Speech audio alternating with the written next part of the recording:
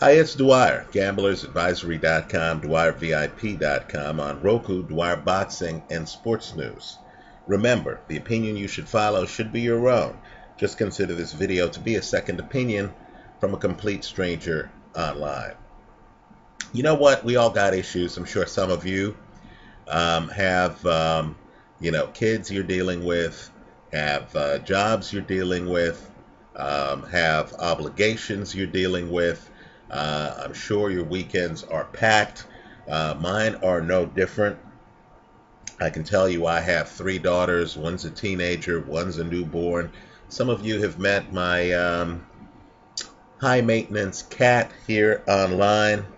In my professional life, I have a trial in a couple of months. I have another issue that has me in court proceedings this month. And of course, when it comes to gambling, a lot's going on, right? I'm looking at baseball, all these trades, the start of the NFL season soon. Serena Williams going for the calendar year Grand Slam at a U.S. Open where there's going to be a lot to bet on. So understand, when it comes to boxing, when it comes to a weekend with so many fights, it's going to take me a few days to actually sit down and look at just the fights I've bet on. Right? Now let's talk about the record here. 3 plays for this weekend. First, Joseph Parker, Bowie Tupou. I said, hey, I'm not sure about a side. Right? I'm not sure about a side. I said, but I expect this fight to end by KO. Take both guys to win by KO. Well, that KO came less than halfway through the first round, right? That cash. Congratulations. The Carson Jones-Brian Rose fight. I thought Carson Jones was a live underdog. The play I recommended was Carson Jones to win the fight at plus 160, hedged with Brian Rose by Brian Rose by decision at plus 225. Believe it or not, the plus 225 cashed. Right? You're standing in line to collect at the casino. Last fight, Danny Garcia against Paulie Malignaggi. Here again, I thought Malignaggi was a live underdog. The bet I recommended was Malignaggi to win the fight. Right? Malignaggi was a 4-1 to 6-1 underdog, hedged with Danny Garcia by KO. Well, guess what? Danny Garcia by KO cashed. That hedge delivered for you. At a minimum, you should get your money back. If not, make a nice profit. So let's, in this video, talk about Joseph Parker, right? Because I actually got a chance to see that fight. You can too. It's in my favorites folder here online, right? Let's talk about it. Someone here online, and you know I love the people who leave comments here online, roughed me up a little bit because in my pre-fight video, I didn't spend a lot of time on this fight, right? I just thought, look, this fight is scheduled to go too many rounds. These 2 big men, someone's going to go down. Neither guy's defensively gifted in my eyes, right? Then I moved on. So someone said, this is the first time you've mentioned Joseph Parker, and you spent less than 2 minutes on him. Give me a break. Okay, fair enough. Let's spend a little bit more time on Joseph Parker. For those who don't know, he sparred with Vladimir Klitschko. Klitschko thinks the world of him. He's 6'4". He has 1-punch knockout power. He has a great right hand. You saw that in the Tupou fight. It's a showstopper. Right? And he can shorten that right hand. Unlike Deontay Wilder, who also has a great right hand. Only Wilder throws his from a little bit more distance. Parker can actually shorten it, making it a little bit faster. Right? What's not to like? Bowie Tupou goes from being fully conscious to literally hitting the canvas face first in this fight. The problem is, as with Deontay Wilder, as with Anthony Joshua, We know these guys can punch. Do we know anything else about them? Right? Yesterday's fight against Tupou is a bit of a tragedy because Tupou came in ready. Tupou's the bigger man. He comes in, we'll call it a Joe Frazier style. Right? He's bobbing. He's coming in low. It's actually great to watch.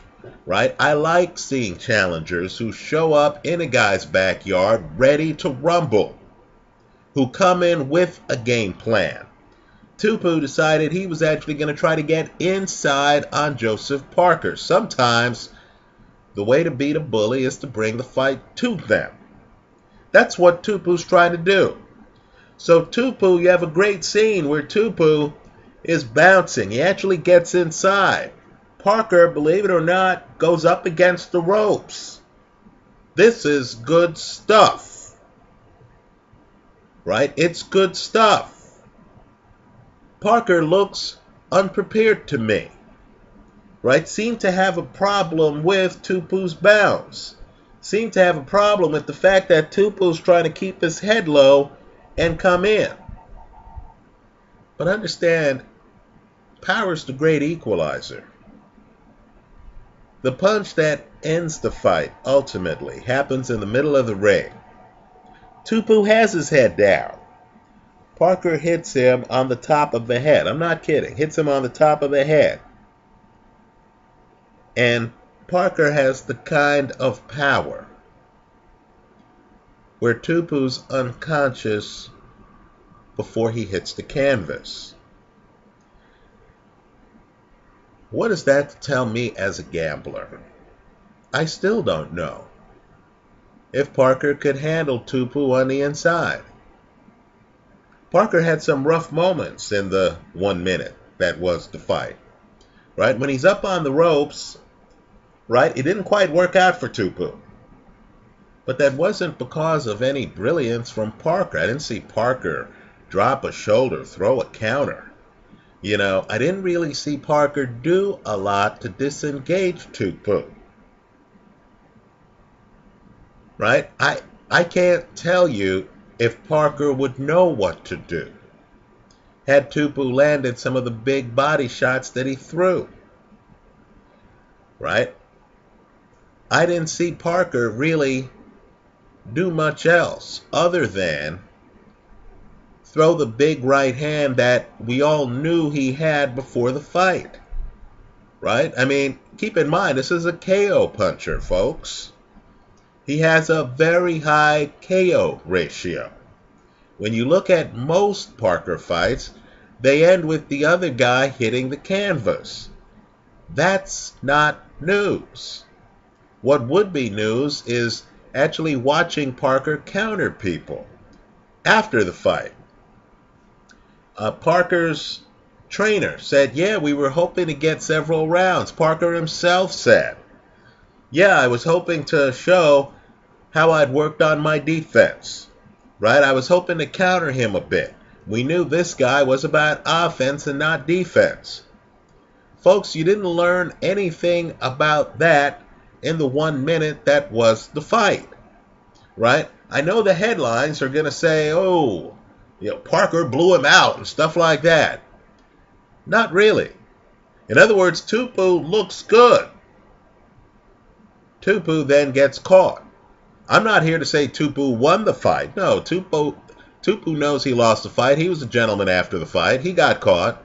But the bottom line is, you know, if this fight happened again, I'm not sure who wins the fight.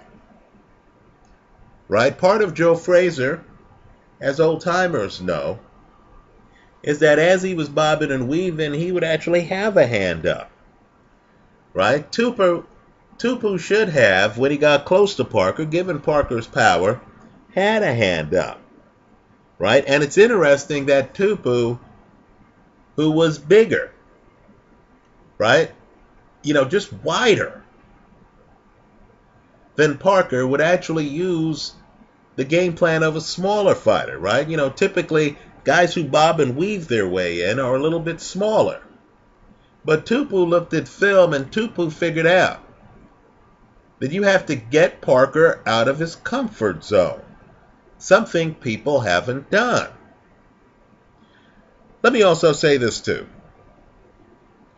Parker is a bit straight. In my opinion, too straight. Right now, I want people to think of Vladimir Klitschko for a moment. Understand that Vladimir Klitschko has a great jab. It's one of the best in the entire sport. That's a great jab. That's a Larry Holmes level jab. We know Klitschko has big time power, right? Klitschko has one punch KO power. We know that. Just look at the Kubrat Pulev fight, right? He has big power. That overhand right hand is huge. It's as big as Deontay Wilder's right hand, Joseph Parker's right hand, right? The heavyweight champion has a big right hand. It's huge. But understand, he marries that with a great jab. That jab allows him to set the pacing on the fight. Right? Vladimir Klitschko's not going to get into rumbles like this Joseph Parker Bowie Tupou fight. Right? As Bowie Tupou drops his head and tries to Joe Frazier into Vladimir Klitschko, one of two things is going to happen.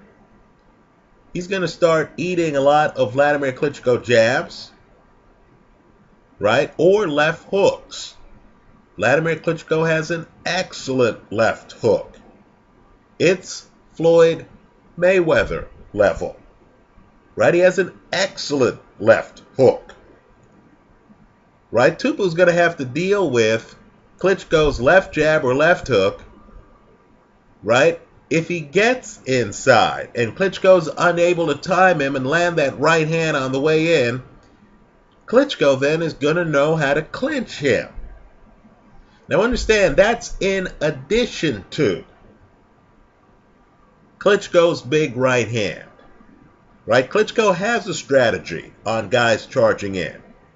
And he has the jab where when you're outside, Klitschko can win rounds and can keep you away from him with the jab. Now, as you watch, we'll call it the young three, the young guns of the heavyweight division. Parker, Wilder, and Joshua. Do any of them have that Vladimir Klitschko level jab up front? I'd say no. Do you know what any of them could actually do if a guy gets inside on them? Are they as good clinching an opponent as Vladimir Klitschko? I'd say no. Right? Another problem with these young guns is we have no clue on stamina. Okay, sure. Deontay Wilder went 12 rounds with Bermane Stiverne. Bermane Stiverne is like molasses in terms of foot speed. Right? He's like molasses. Right? We don't know if any of these big three can really go 12 rounds in a spirited match. Like, let's say, the match Marius Watt gave Vladimir Klitschko, or the match Brian Jennings gave Vladimir Klitschko. We just don't know. So Joseph Parker, hey, he looks promising. He's been a professional fighter for 3 years. Right? He just fought Bowie Tupou. Not Kubrat Pulev, not David Haye, not Tony Thompson. Right? It's all I'm saying is it's too early to put a judgment on Joseph Parker. I can tell you without a doubt he has punching power. He has the kind of punching power where he could hit a guy on the top of the head and the guy falls face first on the canvas. Right? We all know that because we have the film of it now. Right? He hits hard.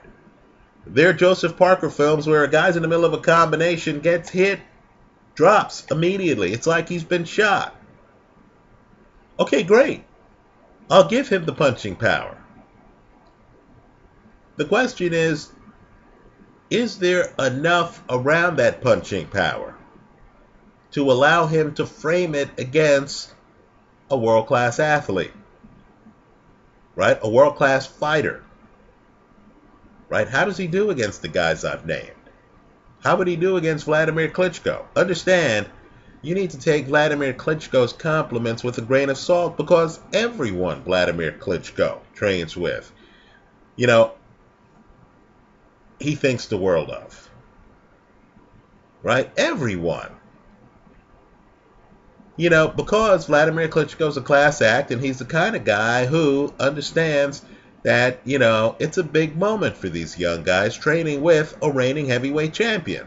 Also, logistically, a lot of these guys are traveling, you know, across continents to go to Klitschko's camp to train with him. So yes, Klitschko's grateful, but you also need to be careful about these proven fighters who talk up unproven fighters in their division, right? It's different if Vladimir Klitschko's talking about a middleweight. Then you know Klitschko's not trying to sell you on some future fight between himself and that fighter. At heavyweight, what does Klitschko have to lose by talking up Deontay Wilder? All he's doing is talking up a possible match against Wilder. If those two guys fought, it would be a unification match, right? So of course he's going to say, oh yeah, Wilder, oh, yeah, when we were sparring, oh man, he was stinging me with shots and stuff like that. This is while he is seeing the holes in Wilder's game, right? Let me say this on Wilder too. And I know many of you are going to be offended that I'm grouping Wilder in with guys like Anthony Joshua, who hasn't gone, 4 rounds in a professional fight, and guys like Joseph Parker, right? A lot of you are going to say, hey, whoa, wait a moment, Rich. Wilder has a title, right? Wilder's a heavyweight champion. I'm just here to tell you that Wilder, of course, is still learning his craft. And I don't mean sharpening his skills like, let's say, a Mayweather or a Klitschko. No, I mean Wilder is still learning his craft, right? There's a reason why Wilder doesn't want to fight Alexander Povetkin. In my opinion, it's because he loses that fight badly. How many of you on your top 10 heavyweight list had Eric Molina? Eric Molina just gave Wilder all he could handle. Think about it. We're getting excited over these guys when they beat guys like Bowie Tupou and Eric Molina. Right? Think about it. You know, let me just say, I view Wilder as especially vulnerable. My advice to Wilder is the same advice that I offered here online years ago to David Price.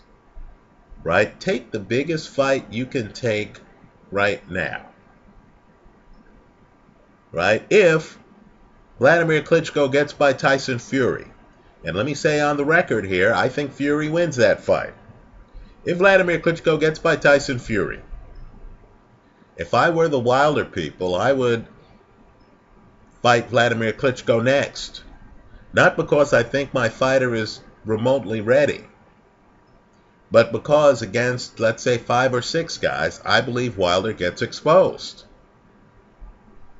Right? So rather than lose to a Povetkin or a Brian Jennings, right? Why not take a shot at Mount Rushmore? Why not take a shot at Mount Everest? Go after the real heavyweight champion of the world if you beat him. Right? Then, of course, you'll be remembered like Buster Douglas was remembered. Right? When they see you and, you know, they say years down the road, former heavyweight champion, people will take those words seriously because they will have known that you climbed Mount Everest. The problem with a young guy like this, who has major holes in his game after dozens of fights, right, is that he might not be able to take the next step. Right? There's an open question right now in the UK about David Price's future in boxing. I think he has to retool himself. I think he has a chance to revive his career like Vladimir Klitschko did. But understand, a few years ago, before he met Tony Thompson, we viewed David Price as a major threat to the throne, Vladimir Klitschko's throne. Now we're finding out that that fight probably wouldn't have gone well for David Price. Same thing with Deontay Wilder, right? As for Joseph Parker, let me say he looks like a fighter to me, who has been a professional for 3 years. He doesn't look like a finished product. He simply doesn't. Right? In the UK, they're getting a bit more realistic. I believe Anthony Joshua's next fight's supposed to be against Dillian White or some guy like that. Right? I think it's too early to crown Joseph Parker. He's a promising heavyweight with one-punch KO power. It's a shame this Bowie Tupou fight didn't make it to the second round. It would have been interesting to see the adjustments, if any, Parker was going to make. As I look at his highlights, Parker looks like a nice guy. He looks like he stands a bit too upright. To me, it looks like there's an opportunity for an opponent to get inside and to work his body. I simply don't know anything about Joseph Parker's survival skills because I haven't seen the tape where Joseph Parker has had to survive. Right? His trainer said they want a heavyweight title shot in 18 months. Okay. What that tells me is he's going to have to fight some tougher competition soon. I don't see Joseph Parker, this version of Joseph Parker, beating someone like a Brian Jennings. I just don't. I think Kubrat Pulev would be a major test for Joseph Parker. Right? I think 40-odd-year-old Tony Thompson would be a major test for Joseph Parker. Let's just say, as I see it right here, the jury's in on his punching power. Right? That's been established. He's established a prima facie case on that. The jury's out on everything else. That's how I see it. Let me hear from you. Leave your comments for me here online. Visit us at gamblersadvisory.com. Thanks for stopping by.